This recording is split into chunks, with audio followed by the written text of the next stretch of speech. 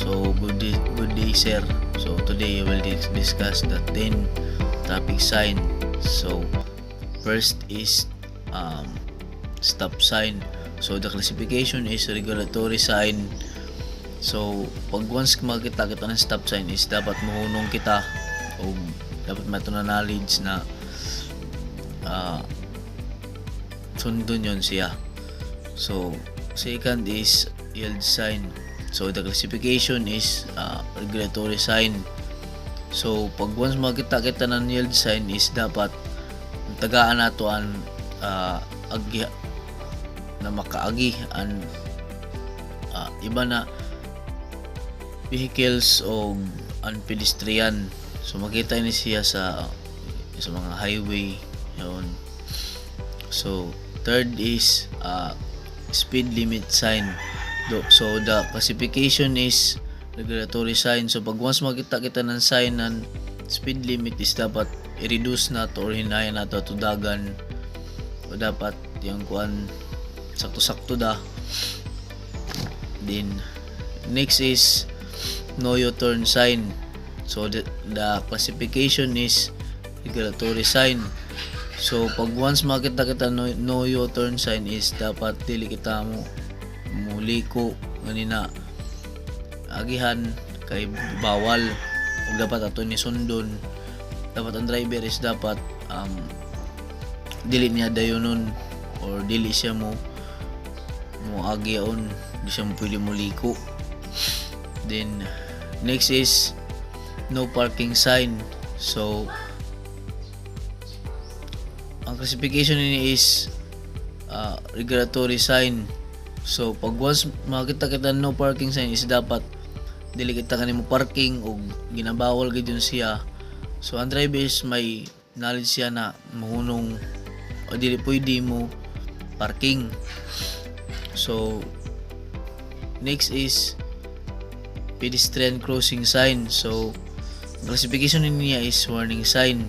So dapat pag once kita ng pedestrian warning crossing sign is may tandaan knowledge na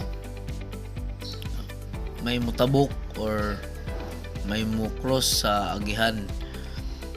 Dapat layo pa is ang driver is dapat makita na makabantay na daan.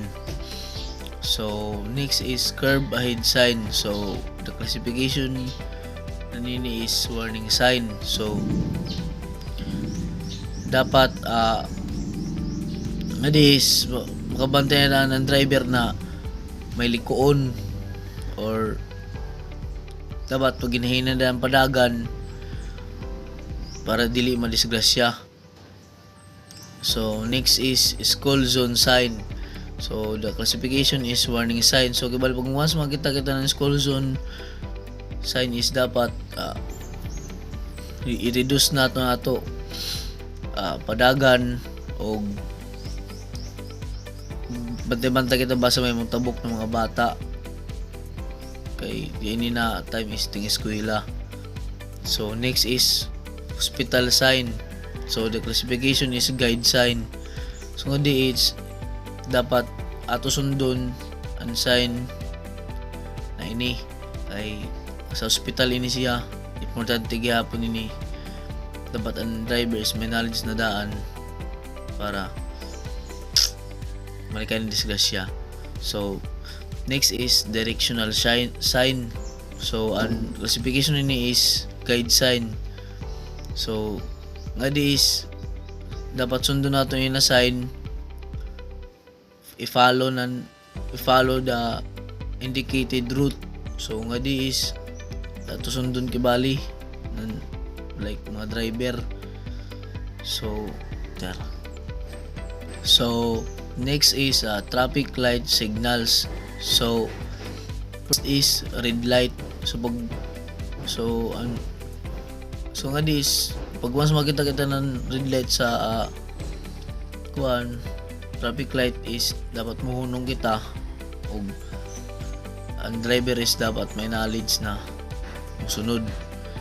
Next is yellow light. So ngadi is ini na light is dapat ato sundon o Yun, like ang driver is dapat may knowledge na daan niya na layo pa is prepare na siya na muhunong i-reduce na daan niya iya dagan. Then next is green light. So nga di is meaning ini siya is pwede na mo proceed ani sa ka driver kung green na an sign. Then next is, so nga di is muhunong isa ka driver kung safe na ang agihan, so nakibali mga maka-distract is pwede na ka mo proceed. Dili yun para dili mga cause nan disgrasya.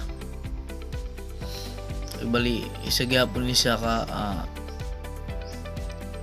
stop sign gyapon siya. So next is flashing yellow light. So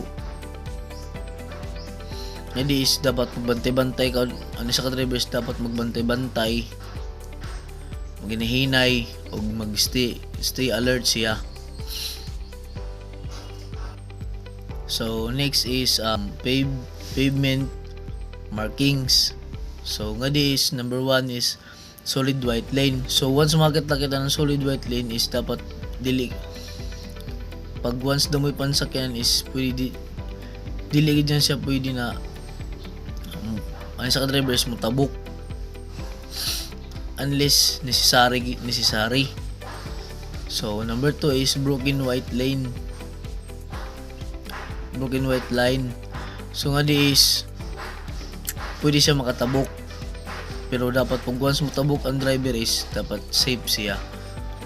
Then number 3 is solid yellow line. Separates traffic moving in opposite direction. So nga di is bawal gid siya bawal lang sa ka-driver mo overtake kay delikado, kay solid yellow line sa. So next is double solid yellow line. Passing is prohibited in both direction.